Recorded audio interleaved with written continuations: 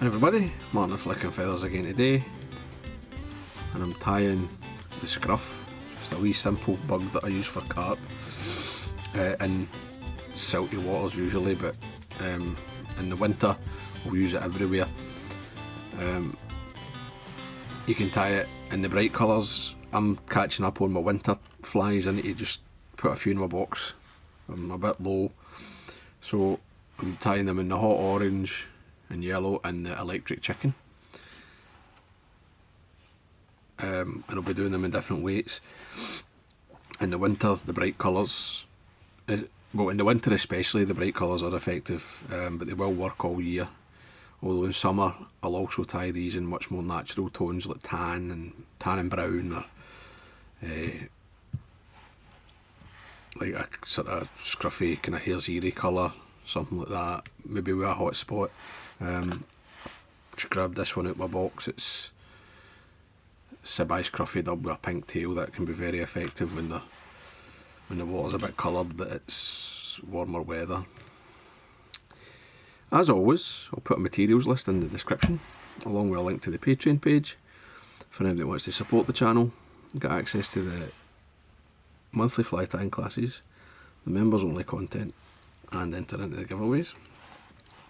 Alternatively, you can like the video, share the video, watch all the way to the end, comment. That all helps the channel. So I've got my hook and my vise. This is an owner carp hook. It's C5 is the model, but any short shank boilie hook will do. This is a size 6. Something quite short and compact with a wide gape and a long point is what I like. I've run on some 140 denier dumbbells and it's fire orange it's in. And I'm going to attach some bead chain eyes, and these are obviously painted fluorescent orange. And I'm keeping them right up close to the hook eye.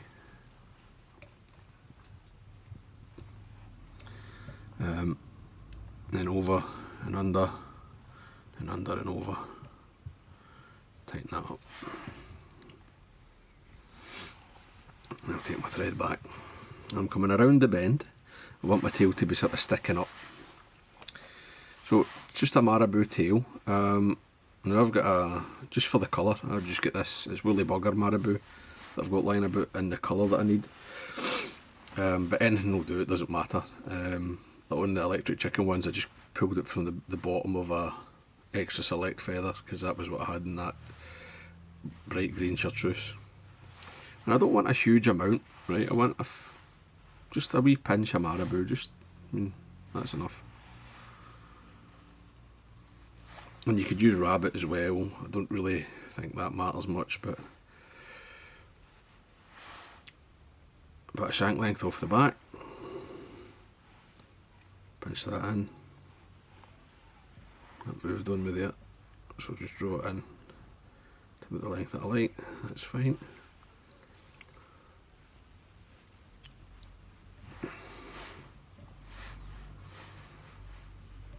I'll just come in once it's nice and secure and trim it just at the back of the beads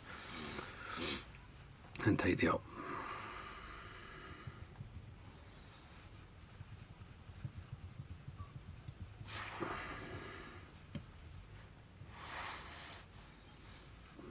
I'll come up again, and I'm just going to take another couple of figure eights through the eyes, which really helps to consolidate them. I'll take my thread to the back. Now,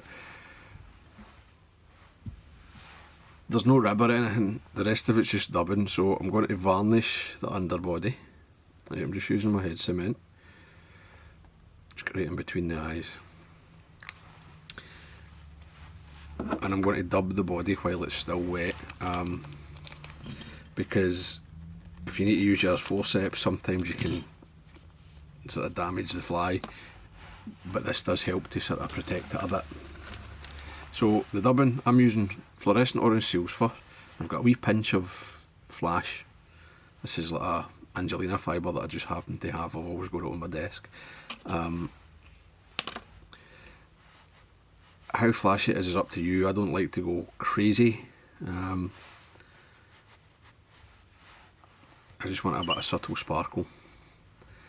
So I'll dub that on, and I'm going to dub it quite heavy.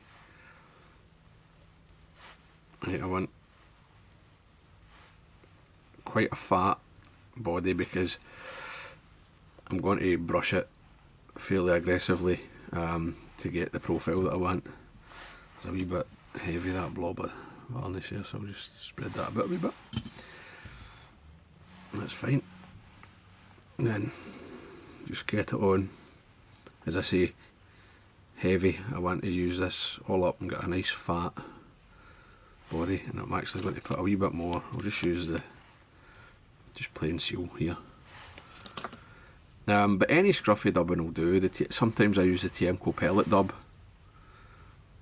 Sibai nymph dub's good. Semi seal's good, anything like that. So obviously I'm doing this in like the two tone, so I'm going to finish it with the fluorescent yellow.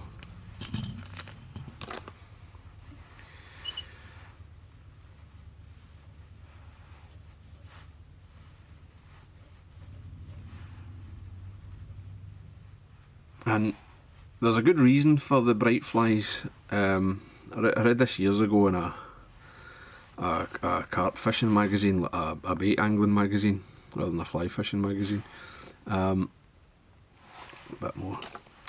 And maybe it was Crafty Carp or something it was called. But there was a study or something, and it found that carp actually, their eyesight deteriorates in the cold weather. And a lot of the bait guys were using like fluorescent dyed like buoyant hook baits because of this, because the fish can see them and pick them out. And I mean, for us that's even more pertinent, I think, because we don't have the additional the smell of food on the fly, you know, it's purely visual. So when I get to the front, I'm just going to whip finish. Oops. And another one. If I could get it to stay on. There we go.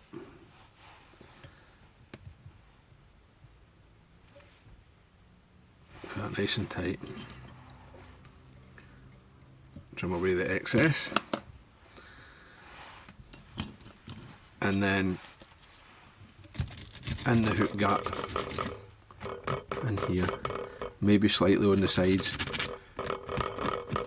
scrub that with a brush. I mean, really scrub it, and you get this bright, straggly effect. You know, you're pulling some of the flash out, but everything's on the hook gap side. You can actually sort of press that, it'll grab anything with that damp cement. And that helps to turn the fly over, right? You get the wide gate. I mean, that is probably enough weight in those bead chain, but if you tie it lighter, which I often do,